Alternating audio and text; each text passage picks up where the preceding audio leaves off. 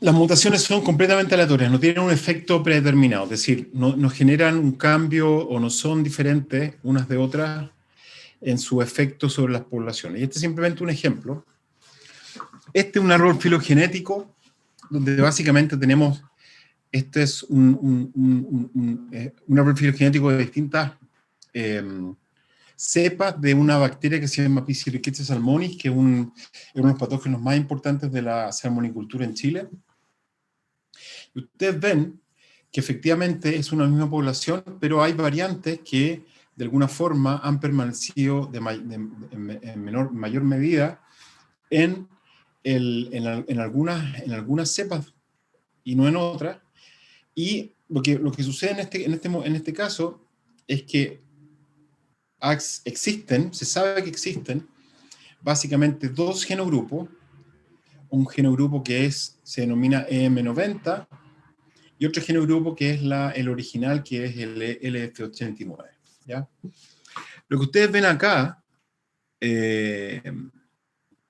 esto acá, es una cepa que nosotros secuenciamos en el laboratorio hace muchos años atrás y pertenece en este caso al genogrupo LF89. ¿Ok? En ese caso así. ¿Ok? Y por lo tanto, pero esto es porque efectivamente existen mutaciones en este grupo que no están, que no son, básicamente no están presentes en este otro grupo acá. ¿Okay? Entonces, hay dos tipos de mutaciones. La mutación que es no recurrente, es decir, aquella mutación que ocurre una vez y ese es su único evento, se genera básicamente en esa población, y lo más probable que esa mutación se pierda. Porque como no es un proceso recurrente, no es un proceso que genere un cambio a nivel de las frecuencias génicas de generación en generación, lo más probable es que se pierda ese alelo en un número de generaciones particular. ¿Okay? Por lo tanto, como efecto de cambio de la frecuencia, es un proceso muy poco viable de observar. ¿Okay? Lo que sí es importante es la mutación recurrente, porque la mutación recurrente, de alguna forma, se genera de generación en generación y puede tener dos sentidos. ¿Ya? Cuando se genera en un sentido, con una tasa de mutación, en este caso U, el cambio es un cambio mayor, porque efectivamente de generación en generación se va cambiando la frecuencia de un alelo por otro de forma más o menos considerable, y esto va a generar un cambio que va a ser recurrente, es decir, en cada generación va a existir un pequeño cambio en la frecuencia génica, y eso va a generar un cambio luego en la frecuencia genotípica, y así sucesivamente de generación en generación. ¿Okay? No obstante eso, uno puede medir este cambio como delta P o delta Q, considerando el cambio de la frecuencia de P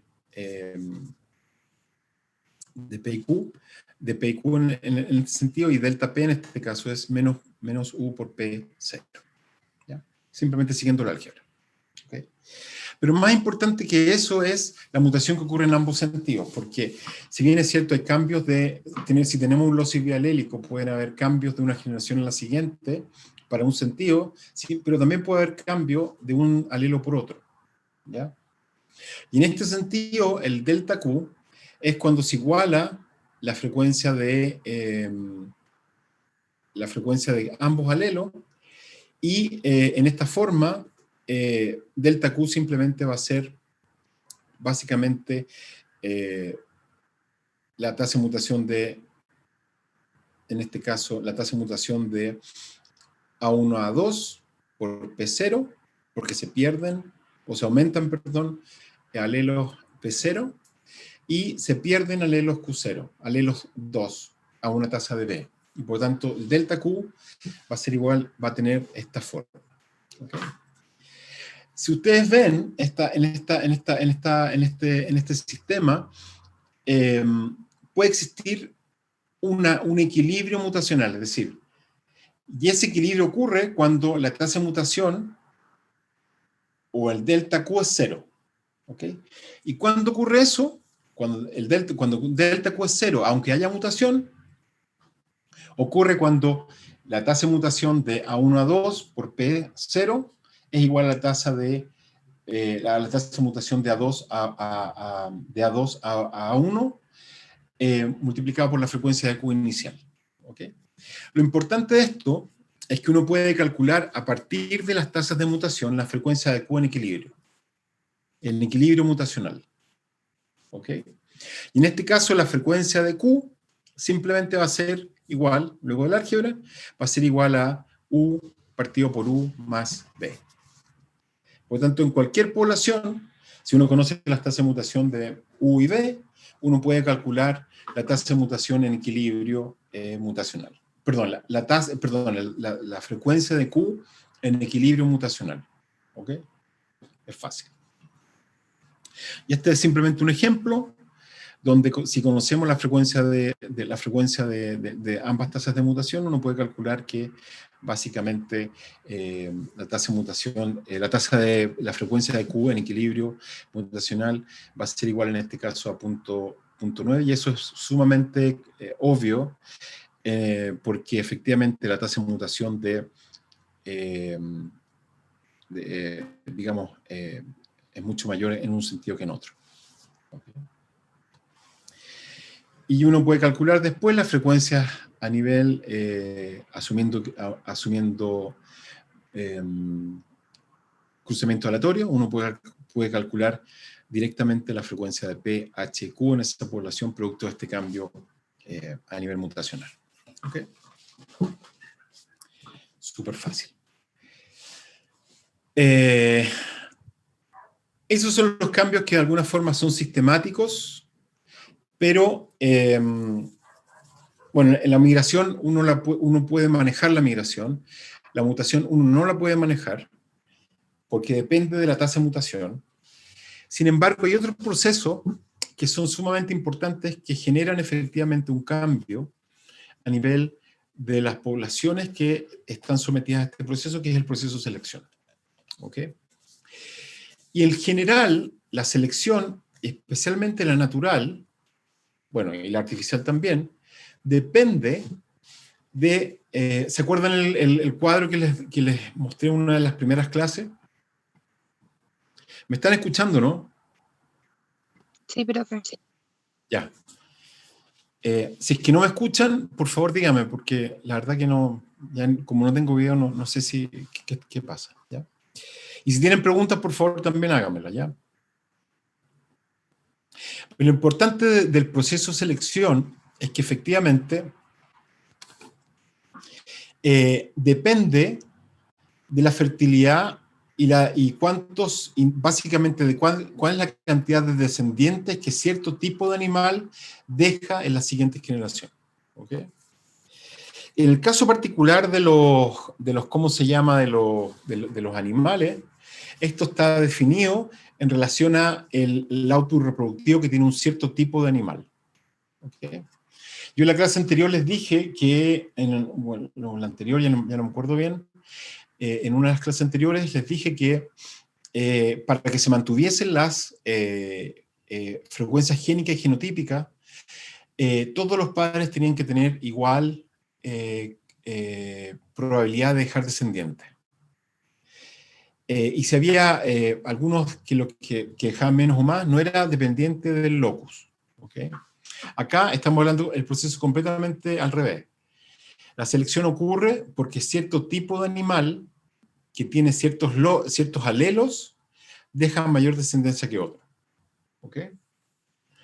Y por lo tanto, esta mayor probabilidad de dejar mayor cantidad de alelos en la siguiente generación, producto de esta mayor fecundidad o mayor fertilidad, debido a que estamos en presencia de ciertos loci que están asociados a esa condición, es una fertilidad que de alguna forma está asociada a la herencia. ¿Ok?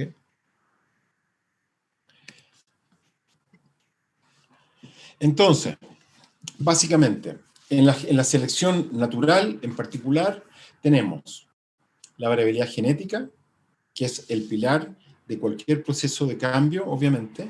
Porque si no hay variabilidad genética, no puede haber cambio, por definición. Tenemos que hay genotipos que están más adaptados a cierto tipo de ambiente, o ambientes específicos, ¿ya? Y eso está asociado luego a un mayor fitness de esos animales, a una mayor adaptación de esos animales a esa condición ambiental particular. Esos animales luego van a dejar mayor cantidad de descendientes en promedio. Y luego, si esto ocurre por generaciones, esto va a cambiar básicamente el make-up genético de esas poblaciones a nivel general, de generación en generación, y eso va a generar cambios a nivel de las poblaciones que uno está manejando, ¿ya? Estos cambios, en el caso de la selección natural, dependen directamente del efecto del ambiente. Y el típico ejemplo es el caso de las sequías, por ejemplo, que hay animales que son, o poblaciones que son más susceptibles a las sequías que otras, y por lo tanto esos animales que son más susceptibles van a dejar menor cantidad de descendientes, y por lo tanto van a quedar en la población aquellos que de alguna manera puedan soportar de mejor forma la sequía. O en el caso, por ejemplo, de una población productiva, la selección natural opera de una manera muy simple. En el caso de los salmones, y si nos vamos al ejemplo de la Piscirrickettsia, los salmones tienen una muy alta fecundidad, por lo tanto los cambios que se producen en las poblaciones de salmón son sumamente rápidos, ¿ya? Y si ustedes se imaginan un animal, los salmones todos provienen del hemisferio norte, y en el hemisferio norte no hay Piscirrickettsia salmoni, que es la bacteria que genera el síndrome de rickettsial salmonideo, ¿ya? Imagínense ustedes, estos animales vienen del norte, llegaron al sur, se encontraron con esta bacteria.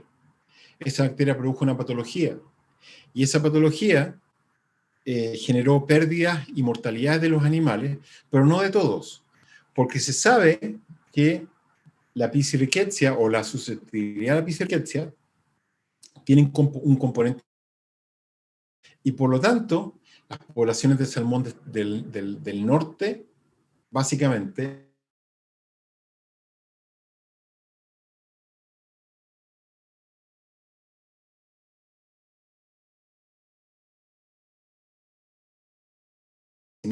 con una alta carga bacteriana, etcétera, etcétera, etcétera, manejado, etcétera.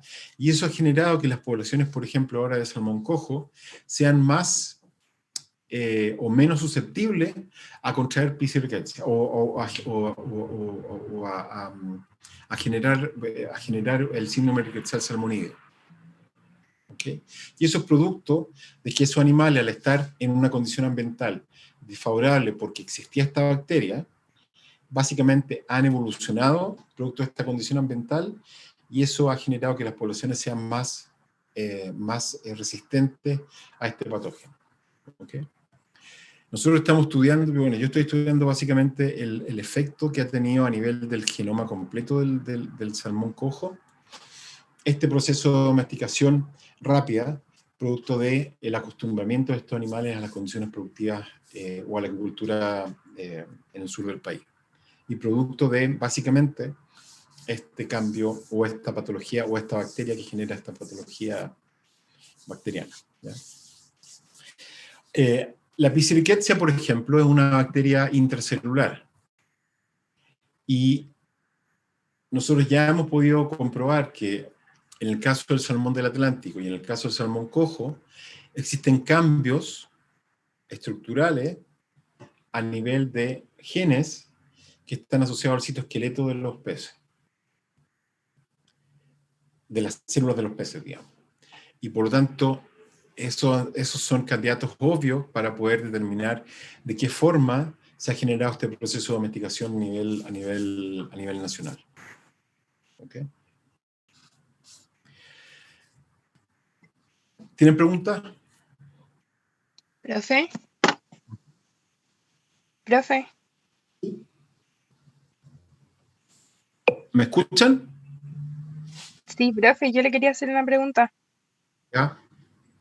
En el caso de los bichitos que mostró al inicio, esos que eran café y verde, ¿ahí habría selección natural? ¿o no? Exactamente, Ah, ya, gracias. exactamente. ¿Ya? Y vamos es la última, es el último tipo de selección que vamos a ver, que es la selección direccional. ¿Ya? Bueno, hay distintos tipos de selección. ¿Ya? Por ejemplo, está la selección estabilizante, donde básicamente aquellos genotipos que tienen básicamente o aquellos fenotipos que están fuera de la norma, y en norma estamos hablando de la normalidad de los fenotipos que existen en esa población, esos animales van a estar más adaptados a esa condición ambiental, y por lo tanto, lo que va a suceder es que efectivamente esos animales van a dejar mayor cantidad de descendencia, y por lo tanto van a permanecer los genes que tenían esos animales en forma original. ¿Okay? Si bien es cierto, lo más probable que suceda que exista un cambio en la variabilidad de la población, pero como uno selecciona los animales que están en el medio de la distribución, lo más probable es que el promedio no cambie. ¿Ya? Cosa que sí pasa cuando uno selecciona de forma direccional, que lo vamos a ver inmediatamente. ¿Okay? Y por lo tanto no va a cambiar el promedio de los fenotipos que uno observe, pero sí va a cambiar básicamente la variabilidad, produciéndose una menor variabilidad de esa población producto de esta selección estabilizante. ¿Ya? Y este es un ejemplo simplemente de mariposas de distintos colores. Ustedes ven que, si ven este ejemplo, a medida que suceden las generaciones, en un proceso de generación de selección estabilizante, quedan fenotipos que son los más comunes. ¿Ya?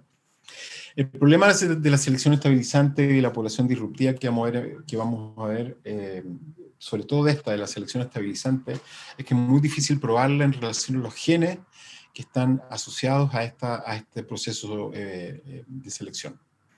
Es muy difícil probarlo. Hay un ejemplo en salmones donde está asociado a la edad de madurez sexual de los salmones del Atlántico, y se ha visto que un gen está asociado a una selección que se genera de forma diferente en los machos y en las hembras. ¿Ya? Que es un gen particular. Pero en general es muy difícil probarlo porque hay muy poca evidencia que permita manejar, que uno tenga para poder determinar el tipo de selección que uno está manejando. ¿Okay? Lo importante es que la variabilidad cambia, disminuye, sin embargo el promedio permanece constante en ese sentido.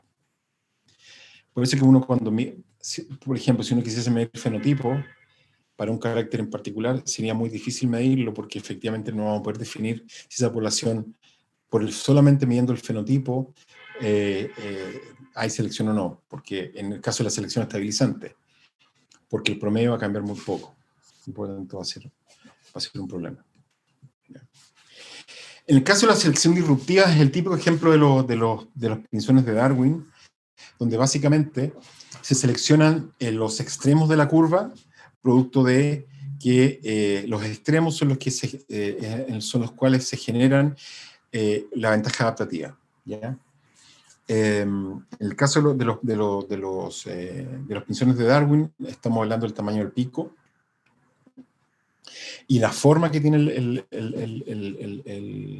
pico de estos animales, considerando que efectivamente en distintas islas, por ejemplo, la población original o ancestral, cuando estos pinzones colonizaron cada una de las islas de Galápagos, debido al alimento que existía allí en cada una de esas islas, se generaron estos nichos ecológicos que producto de esta mayor o menor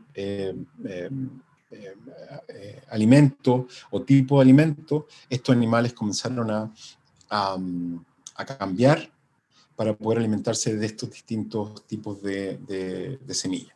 ¿Okay? Es el típico ejemplo. Y finalmente se sabe que efectivamente en las distintas especies de pinzones de Galápagos, el cambio a nivel de la forma que tienen estas aves está asociado a un gen que es el BMP4, que es el responsable de la variación morfológica de los pinzones que tienen los Galápagos en las Islas Galápagos. ¿Ya? Esto se ha estudiado recientemente y, bueno, pueden ver el paper en Science. Entonces, en el caso particular de los pinzones se genera mayor variabilidad porque uno tiene los animales más extremos se van seleccionando y por lo tanto uno va a verificar mayor variabilidad a nivel de la forma que tienen, por ejemplo, en este caso, el pico de estas aves y la forma. ¿Okay? Y eso se ha visto que se debe a la variación de un solo gen, que es el BMP4, que es el Bone Morphogenetic Protein de las aves. ¿Ya?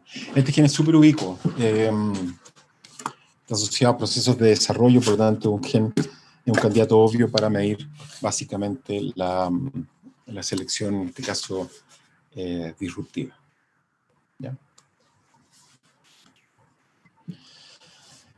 No obstante eso, uno de los ejemplos más estudiados es la selección direccional, porque imagínense que si, por ejemplo, tenemos una condición ambiental y esa condición ambiental permanece constante de generación en generación, la población a la cual se somete esta nueva condición ambiental va a cambiar de generación en generación de forma constante, pero no de forma disruptiva o de forma estabilizante, sino que en forma direccional, porque cierto grupo de animales va a tener mayor probabilidad de dejar descendencia producto de que van a estar más acostumbrados, perdón, no más acostumbrados, van a tener un make-up genético distinto que les va a permitir de alguna manera soportar de mejor forma esta nueva condición ambiental.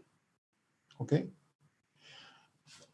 Y por lo tanto, uno no selecciona extremos de animales del medio, sino que selecciona un solo extremo de la distribución fenotípica de los animales que uno tiene disponible en esa condición.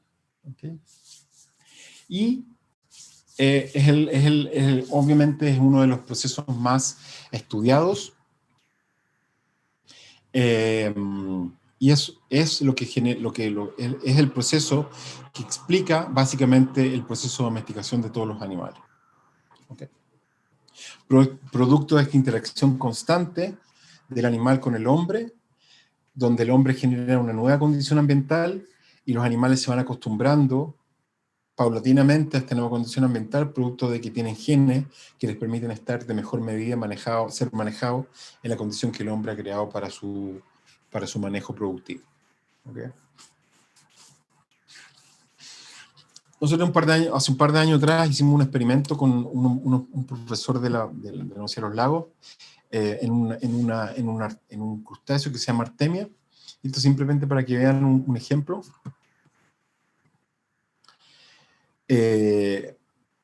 Tomamos básicamente artemias de distintos lugares del país. La artemia, no sé si ustedes conocen, pero son los sea monkeys, estos animalitos que venían en un sobre, uno echaba agua con ciertas algas, generaba ahí un ambiente hipersalino, y uno ponía el sobrecito, en el sobre están los quistes, porque la artemia tiene dos tipos de reproducción, una reproducción a través de quistes y otra reproducción a través de larvas. Estas larvas se crecían, digamos, producto de este ambiente hipersalino, y se generaba de generación en generación bueno, uno tenía básicamente el estanque con estas artemias que nadaban, qué sé yo, y se alimentaban de las algas. ¿Sí? Y son bien entretenidos, ¿ya? Entonces lo que hicimos nosotros, porque la artemia provienen de lugares que son sumamente restringidos, ¿ya? Hay población en el desierto de Atacama, hay población son diversos los ambientes, pero estas poblaciones están en medio ambiente sumamente restringido, sumamente pequeño, ¿ya?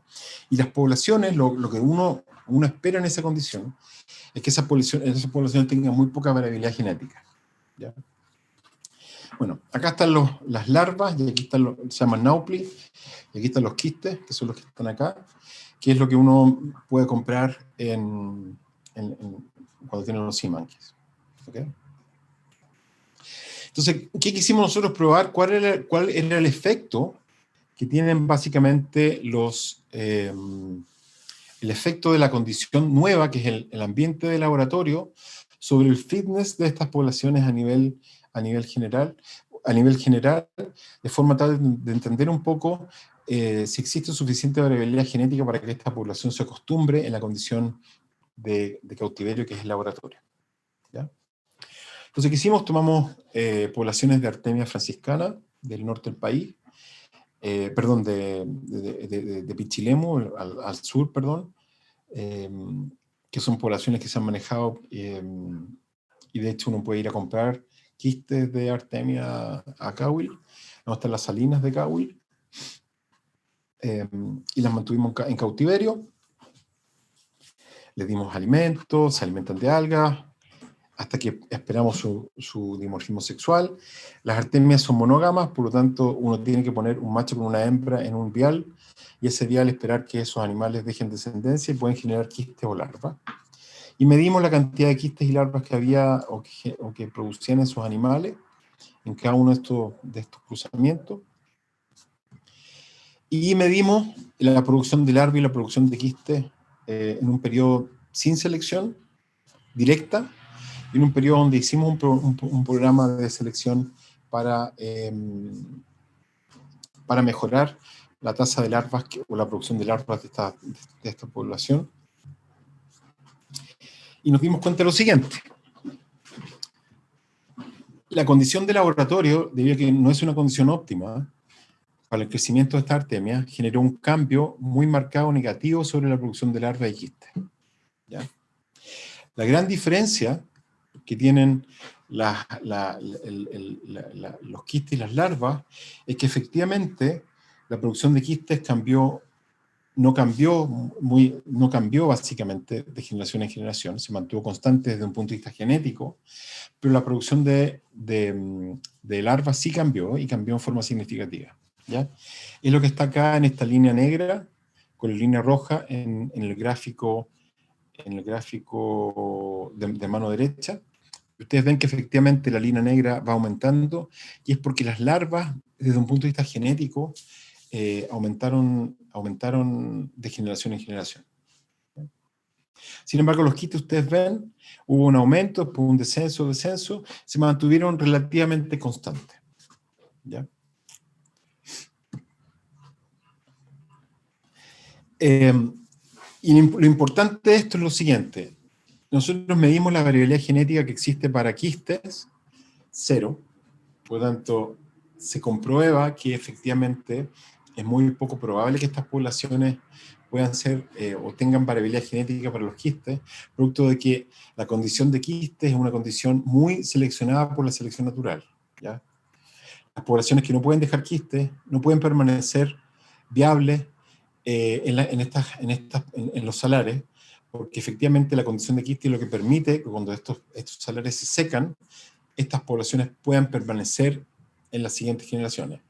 Si la población solamente produce larvas, esa población está condenada a desaparecer, porque efectivamente en la condición de larvas, las larvas no pueden permanecer viables después que la piscina, obviamente, que el salar se seca. Por lo tanto, el único efecto que tienen, o el único output reproductivo que es viable en esas condiciones, son los quistes. Por lo tanto, es muy probable que la condición de producción de quistes es la condición más seleccionada desde un punto de vista producto de la selección natural. ¿Ya? Lo interesante de esto es lo siguiente. Si ustedes ven, bajo la condición de lo que uno observa, en la condición básicamente fenotípica, hay una disminución producto del cambio ambiental, que era el cambio importante. Pero ustedes ven que después de que uno seleccionó esta población en cautiverio, básicamente el promedio aumentó producto de este cambio a nivel genético. ¿Ya? Por tanto, uno aquí prueba que efectivamente el output reproductivo está asociado a genes, y estos genes de alguna forma están asociados a variabilidad genética que puede ser manejada en las poblaciones de artemia.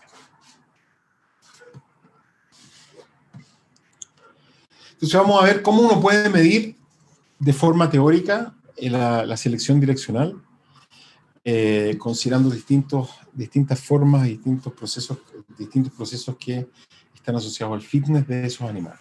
¿Okay?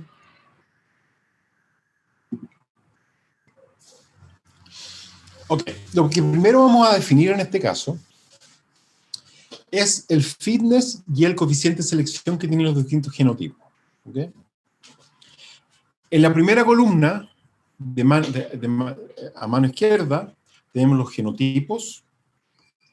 En la siguiente columna tenemos los coeficientes de selección. Y en la tercera columna tenemos el fitness. ¿Okay? La columna del medio, si ustedes se fijan, cada genotipo tiene su propio fitness. Este es el modelo general. ¿Okay? Es decir, en este caso particular, el genotipo A1A1 tiene un coeficiente de selección de 0. El genotipo A1A2 tiene un coeficiente de selección de S, A1A2. Y el coeficiente de selección del genotipo 2A2 es el coeficiente de selección del genotipo 2A2. ¿Okay? Para medir el fitness de ese genotipo o de los genotipos, en el caso particular de la 1A1, el fitness es 1, porque esos animales dejan, en promedio, dejan la mayor cantidad de descendencia en relación al genotipo heterocigoto y homocigoto 2A2. El genotipo 2 deja o tiene su fitness igual a 1 menos el coeficiente de selección, y el fitness del genotipo 3, que en este caso es de la 2A2, es 1 menos el coeficiente de selección del genotipo A2A2. ¿Ok? Simple. Si uno entiende esto desde un punto de vista de los grados de dominancia que pueden existir para fitness, podemos tener distintos modelos. El primer modelo es el modelo general sin dominancia. ¿Ok? Donde se selecciona en mayor medida el genotipo 2A2, donde el coeficiente de selección para el A2A2 es S, y el fitness del A2A2 es 1 menos S. El fitness del heterocigoto, debido a que no hay dominancia, es la mitad del coeficiente de selección del genotipo 2A2, y por lo tanto el fitness es igual a 1 menos un medio de S. Y la 1A1 tiene un fitness igual a 1, porque no se selecciona. ¿Ok?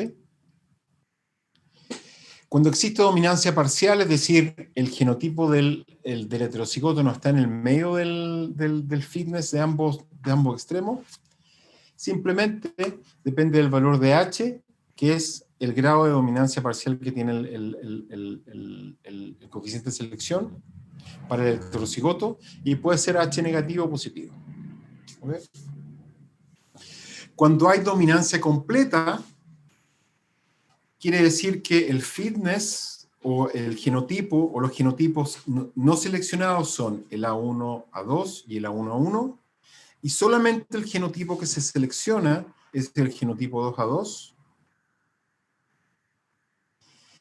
Y en este caso particular, el fitness del A2A2 es igual a 1 menos S, y el fitness del A1A2 y A1A1 es igual a 1.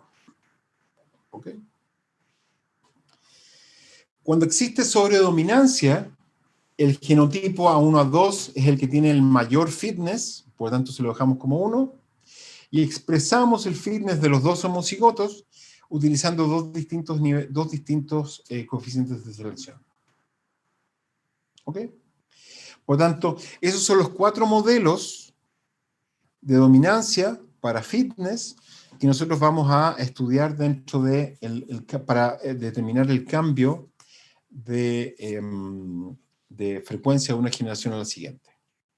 Acuérdense ustedes que estos cambios son sistemáticos y se pueden predecir en magnitud y en dirección. Uno puede saber si la frecuencia de Q va a aumentar o disminuir y en cuánto va a disminuir o aumentar. ¿Ok? Entonces tenemos lo siguiente. Si nos vamos a las frecuencias génicas iniciales y aplicamos nuestros distintos modelos, en el caso acá de dominancia completa, tenemos las frecuencias iniciales, que son las frecuencias en equilibrio Hardy-Weinberg. Los animales se cruzan aleatoriamente y la población inicial. Antes del proceso de selección, iguales a p cuadrado, 2pq y q cuadrado, para los distintos genotipos. Y el coeficiente de selección es 0 para el A1A1, 0 para el heterocigoto y S para el genotipo A2A2. ¿Ok? Y el fitness es 1 para el A1A1, 1 para el heterocigoto y 1 menos S para el A2A2. Esto es exactamente lo mismo que vimos en este caso acá, que es el de dominancia completa, que es lo que está acá. ¿Ok?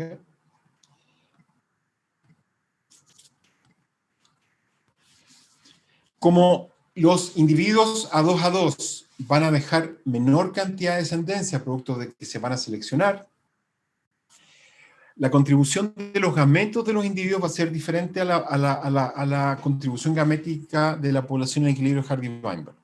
¿Okay? ¿Por qué? Porque va a haber una proporción de Q cuadrado por 1 menos S menos gametos A2A2 en la población en relación a la población cuando estaba en equilibrio Hardy-Weinberg. ¿Ok? Y al total de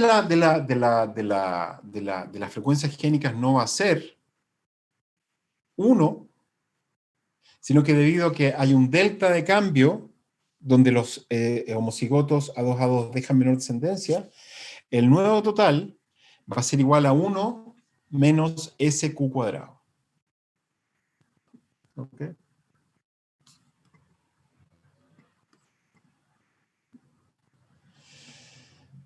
Q1 esa es la contribución gamética. En la siguiente generación vamos a calcular la frecuencia de Q1.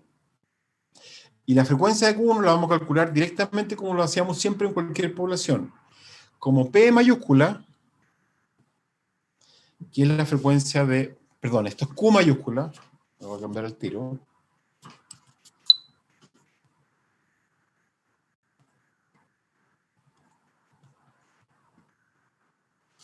Q más omeo de H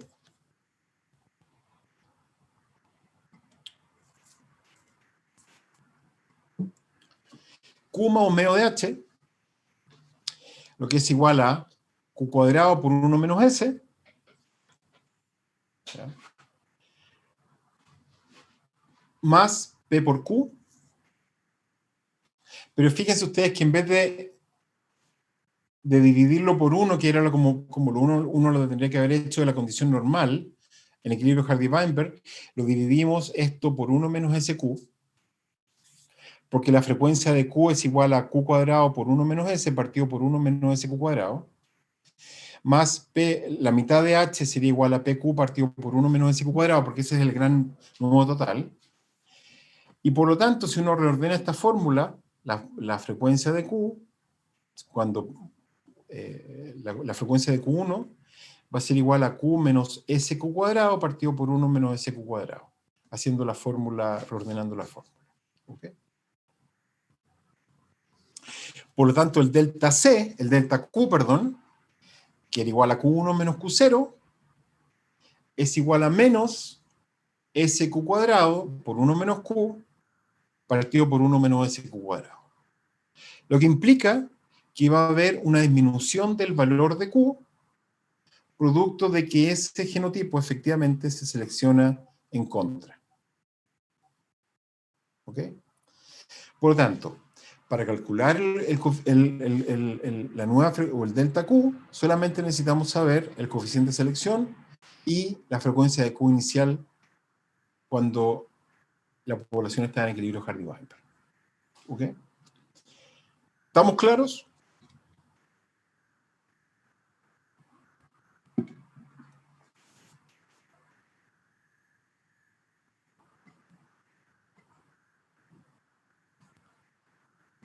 ¿Tienen preguntas?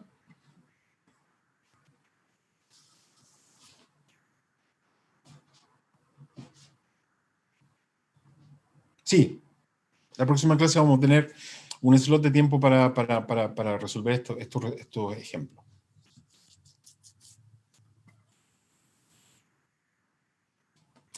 Entonces, entonces, luego de que uno tiene básicamente los distintos modelos, uno puede calcular el delta Q, por ejemplo, para un modelo de dominancia parcial. Y en este caso uno puede calcular directamente el valor del delta Q como menos un medio de SQ por 1 menos Q partido por 1 menos SQ. Por ejemplo, en el caso de dominancia parcial, o en el caso de, bueno, dominancia direccional también lo habíamos dicho cuando hay dominancia completa.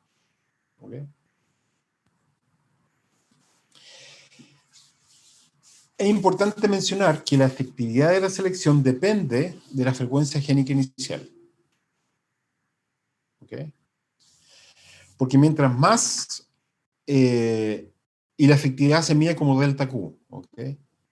Porque mientras más extremos sean los distintos valores de Q y P, más difícil va a ser que cambie la frecuencia génica. Por lo tanto, el cambio de Q no es lineal. Si por ejemplo, comenzamos con 0.5, va a ir paulatinamente disminuyendo la efectividad de la selección de generación en generación. ¿Ok? Esto es en el caso de un modelo aditivo. ¿Ok? Cuando hay dominancia parcial, el óptimo, dominancia completa, cuando S es igual a 0.2, el máximo de la efectividad ocurre no cuando están cercanos a 0.5, sino que básicamente cuando estamos más cercanos a 0.6 o 0.65. Entre 0.6 y 0.7. Cuando hay dominancia completa. ¿Ok?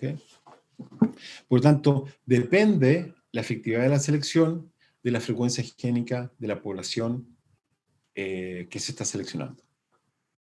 ¿Ok? Por eso que, por ejemplo, caracteres reproductivos, por ejemplo, un bovino, son sumamente difíciles de seleccionar. ¿Por qué? Porque los caracteres reproductivos han sido seleccionados por selección natural de forma muy intensa. Por lo tanto, va a existir muy poca variabilidad genética disponible para poder seleccionar esos animales. Y es lo mismo que sucede en el caso de QIP, en este caso, donde hay menor variabilidad genética en los extremos de las frecuencias en relación a los valores más intermedios. ¿Okay? Y luego uno puede calcular, reordenando las fórmulas, uno puede calcular directamente el número de generaciones que son necesarias para cambiar desde QT a Q0. Digamos, si queremos saber, por ejemplo, cuál es el cambio si queremos cambiar, por ejemplo, en un modelo de selección de dominancia completa, por ejemplo, cuál va a ser el cambio de Q, por ejemplo, de 0.5 a 0.8, podemos calcular el número de generaciones que son necesarias para poder generar ese cambio. ¿Ya? Cuando S es igual a 1. ¿Okay? O hay dominancia completa. Y en la primera generación se pierden todos los homocigotos, en este caso A2A2. ¿Okay? ¿Tienen preguntas?